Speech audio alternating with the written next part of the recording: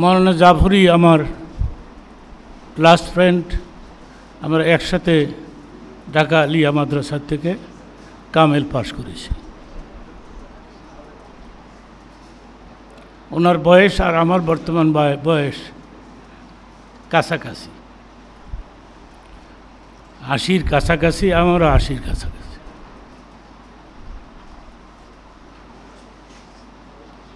আপনাদের অনেক প্রোগ্রামে আমাকে ডাকা হয়, মৌলানা আজহারী সাহেব।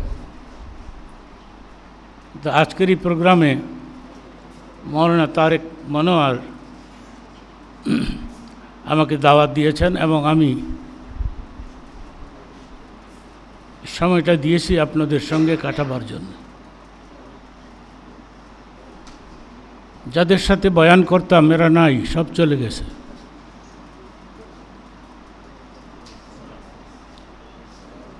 বিশেষ করে মৌলানা সাইদি সাহেব আমার খুব প্রিয় এবং বন্ধু মানুষ ছিলেন।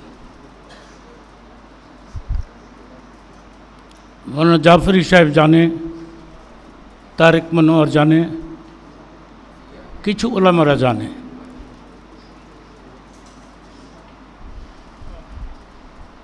একবার আমি সিদ্ধান্ত নিয়েছিলাম প্রধানমন্ত্রীর কাছে মৌলানা সাইদির সম্পর্কে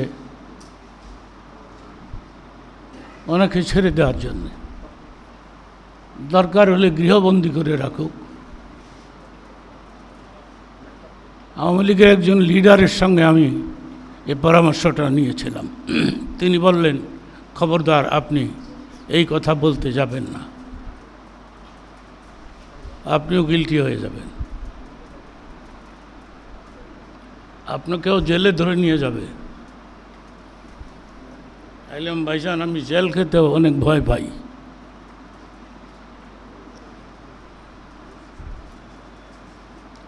মৌলানা সাইদি যে আমার কত প্রিয় মানুষ ছিলেন এটা আপনারা বুঝবেন না।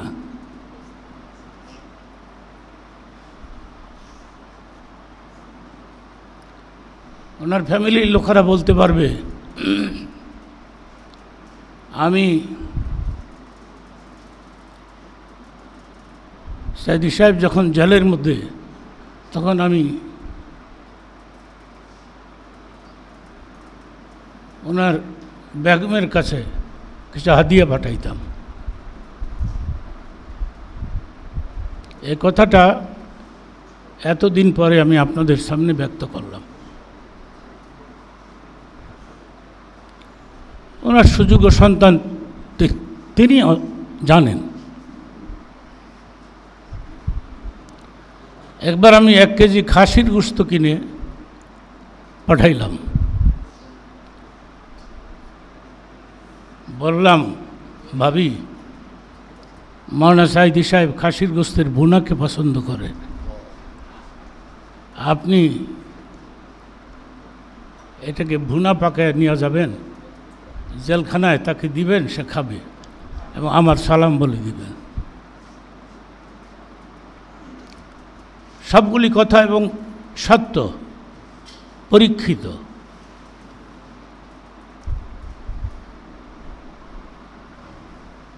সাইদি সাহেব চলে গেছে আমাদেরকে রেখে।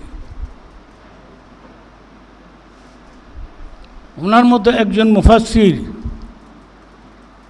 এই পৃথিবীতে আর আসবে কিনা আমার মনে হয় না। একবার তিনি আমাকে বললেন যে আমার এলাকার লোকেরা আপনার ওয়াজ শুনতে চায়। আমি বললাম, আপনি থাকতে আমার কি প্রয়োজন?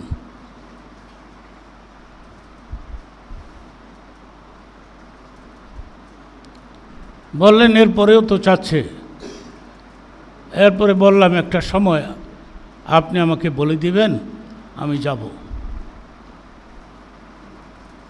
আর তখনই ওনাকে অ্যারেস্ট করা হলো, জেলখানার মধ্যে ঢুকাই দেওয়া। এরপরে এই প্রোগ্রামটা আর হয় নাই।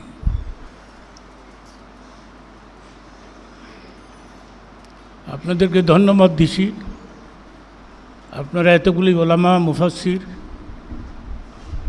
সমবেত হয়েছেন, আপনাদেরকে ধন্যবাদ।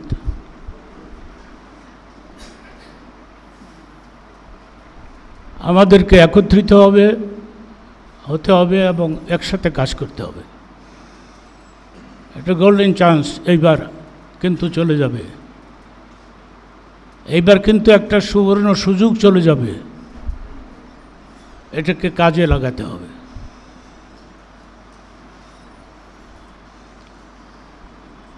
আমি উপস্থিত হয়ে প্রোগ্রামে হতে পেরে আমি নিজেকে ধন্য মনে করছি। আমাকে দোয়া করবেন, বয়স হয়ে গেছে,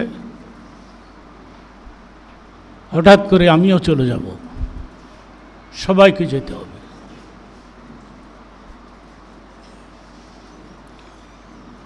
আমি সময় আর বাড়াতে চাই না। মাওলানা সাঈদী পারপাসে দু চারটা কথা বলার জন্য আমি আজকে এখানে উপস্থিত। বিগত একটা প্রোগ্রামে আমার আসার কথা ছিল, আমি আসতে পারিনি। আপনারা সবাই সুস্থ থাকেন এবং ভালো থাকেন। আসসালামু আলাইকুম রহমতুল্লাহ। শুধুমাত্র আল্লামা সাঈদীর সন্তান হিসাবে আপনাদের পাশে দাঁড়ানোর কথা বলার সুযোগ করে দিয়েছেন। আমি এতটুকু শুধু বলবো যে 13 বছর আল্লামা সাঈদী জেলে বন্দী ছিলেন, কিন্তু তাকে গোটা বাংলাদেশের কাছে বন্দী থাকা অবস্থায়ও আপনারা তাকে জীবিত রেখেছেন। চেয়েছে হাসিনা সরকার চেয়েছিল তাকে ফাঁসি দিয়ে ফেলতে, তাকে হত্যা করতে, মেরে ফেলতে। আর আমার প্রিয় এই সম্মানিত ভাই যারা আমার সামনে উপস্থিত আছেন, তারা গোটা বাংলাদেশে তাকে বিভিন্নভাবে বিভিন্ন উপায়ে কৌশলে, কোনো কোনো ক্ষেত্রে সরাসরি নাম নিয়ে, কোনো কোনো ক্ষেত্রে শুধু কোরআনের পাখি বলে তাকে গোটা বাংলাদেশের মানুষের কাছে জিন্দা রেখেছেন। আপনাদের কাছে আমি কৃতজ্ঞতা জানাই।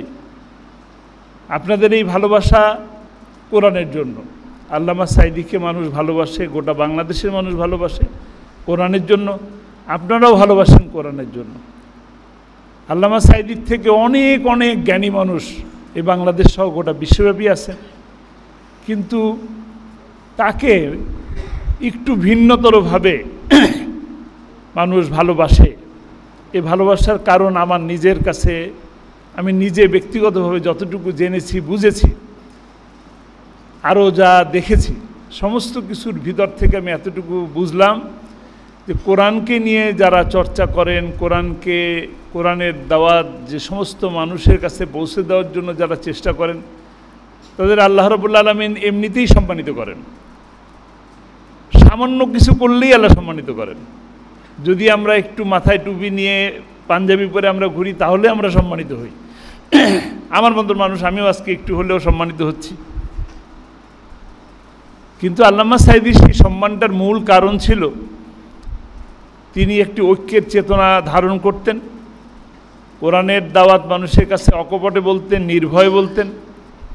সেই সাথে কোরআনটা উনি যেভাবে বুঝতেন, ওনার জ্ঞানে উনি যতটুকু বুঝতেন ততটুকু আমল করার চেষ্টা করতেন। আমি এই শুধু এতটুকু আহ্বান জানাবো। আমি এই কথা বলার যোগ্যতাও আমি রাখি না, তারপরেও আমি আপনাদের কাছে এই কথা বলতে চাই যে আমি যতটুকু জানবো, যতটুকু আমি কোরআন থেকে শিখব, আমি ততটুকু যেন আমল করতে পারি, আমরা যেন সকলে সে আমল করতে পারি, সেই তৌফিক আল্লাহ তাআলা আমাদেরকে দান করুন। আর আমরা ঐক্যবদ্ধভাবে এই সমাজকে কোরআনের সমাজ বিনির্মাণ করার জন্য ঐক্যবদ্ধ হওয়া ছাড়া আমাদের বিকল্প কোনো পথ নেই।